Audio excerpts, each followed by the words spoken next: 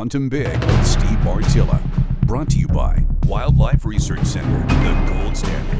Reconics, see what you've been missing. Get armed and deadly with Easton's FMJ arrows.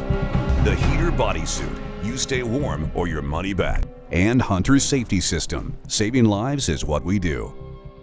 Here is how I use scents. I thought it was important to dump all that out there because frankly there is so much baloney out there when it comes to scents, it's not even funny. Okay. But scents can be valuable tools if you have the proper expectations and you use them in the situations that are ripe for utilizing scents. Real quickly, go through how I use virtually every scent that I actually use. And I really honestly do this, whether I'm talking about pristinely managed ground or that public ground that I busted my hump to find that area that nobody else went on that public ground. Both of those scenarios, this is how I use scents. When I'm worried about crossing deer trails, when I'm worried about my track getting busted, I'll go ahead and obviously I'm spraying down with scent killer. I take odor control to the absolute extreme, but I'm going ahead and putting boot pads on my boots. And I'm soaking those boot pads in select doe urine. It's just straight doe urine. It doesn't have any straight non-estrus doe urine. It's not an attractant.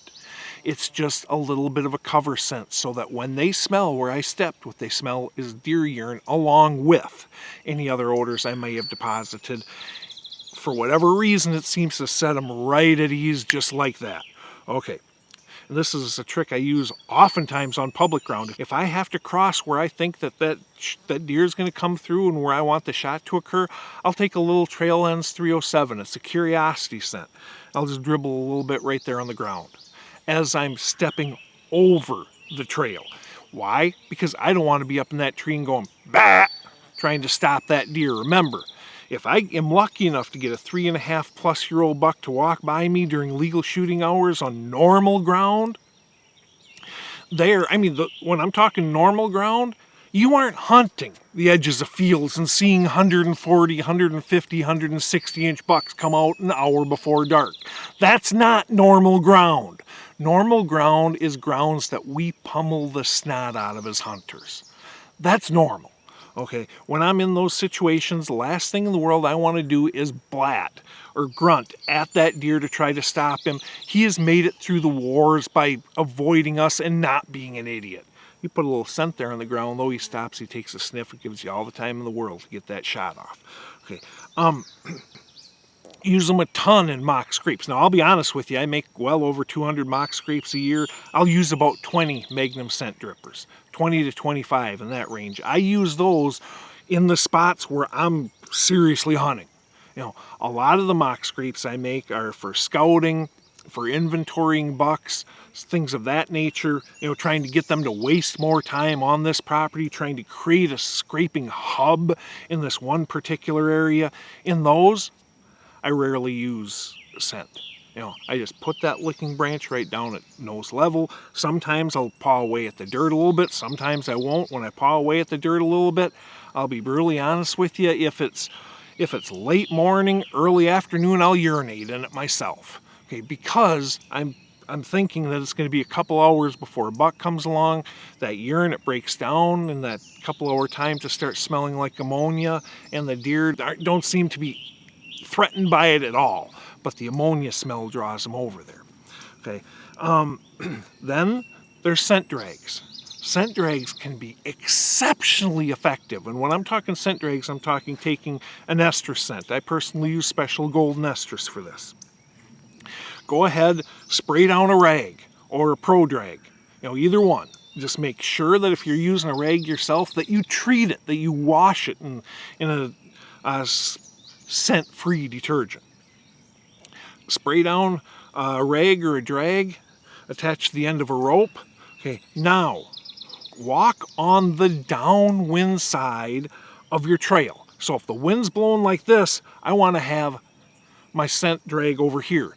That way, the only way they smell me is to get down below my scent as well. They're not going to. They're going to, if this works, they're going to go ahead and they're going to lock their nose onto that, and they're going to go along, bah, bah, bah, and follow it exactly where you go. Every 10 to 15 steps, pick up that drag, give it a couple more squirts.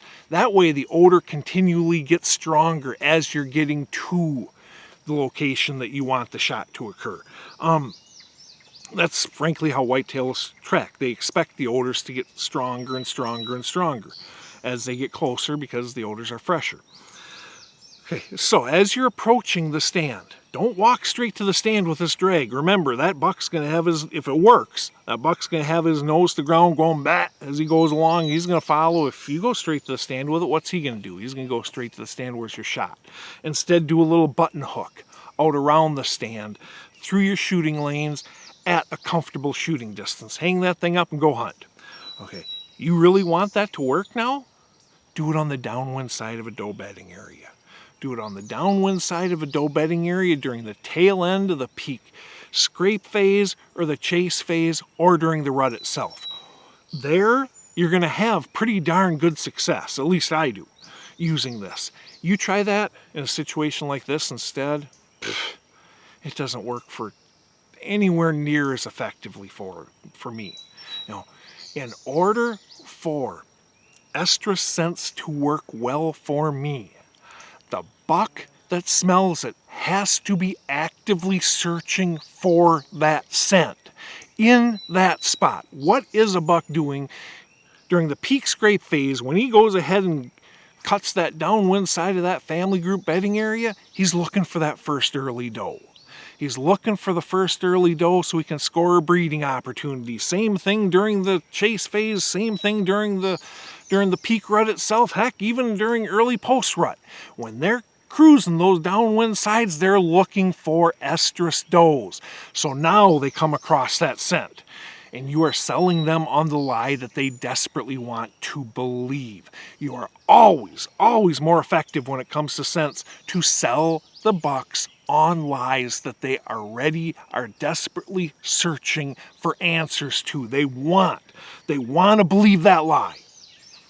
In that situation, an estrus scent works really good for me on a scent drag. And oftentimes when I'm hunting there, if it doesn't make sense to do a scent drag, I'll go ahead and hang a couple scent wicks, doused in special golden estrus. That situation works great. I almost never use it on open food sources, or just randomly through the woods. The one time I will use them on open food sources is when I use decoys. Now, if you're hunting normal ground, moderate to high pressure, do not put out decoys. You're probably going to waste your time. Same with calling and rattling. Decoys, calling and rattling on moderate to heavy, normal to heavy hunting pressure is going to scare more mature bucks than it's going to draw. Just because you draw that 1.5-year-old buck doesn't mean this is working. If you're hunting mature bucks, that 1.5-year-old is about as stupid as it gets. I'm not suggesting that people shouldn't shoot it or anything like that. I'm just saying that do not judge what's going to work on Mr. Big versus what works on a 1.5-year-old buck. That's a fantasy. Okay, but when you're dealing with low hunting pressure, decoys can be very good. And when I'm using decoys, I'm using Megatarsal Plus with the buck decoys. I'm using Special Golden Estrus with the doe decoys. And frankly, I pair them. Standing buck over a bedded doe makes it look like I'm selling the lie. Makes it look like this buck is tending that doe. She's hot. You want her, all you got to do is come over here and drive that little rag head off here, and she's all yours. I'm sure I'm forgetting something, but in a nutshell, that's pretty much how I use scents.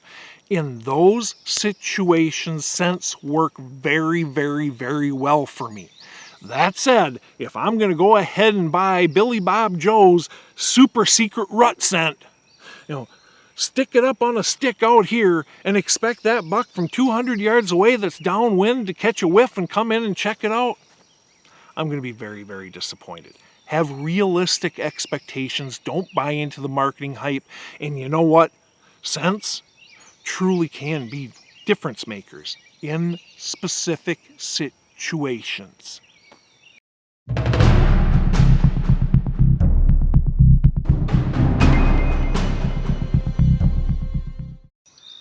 You know what? I appreciate the heck out of all you. I have my career because of you. Now, that's absolutely never lost on me, and frankly, I don't even know how to say thanks at a sufficient level.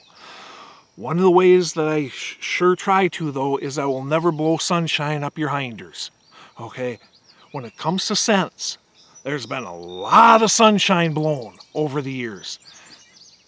Don't let that turn you off. Use a high quality scent in the right situation at the right time, and they can work very, very well for you, both in covering your tracks for mock scrapes, estrus scents, all that good stuff. But have realistic expectations and do not expect them to change the world, because they won't, unless you use it in that specific situation like I described earlier. You do that, and you know what? They kind of are game changers.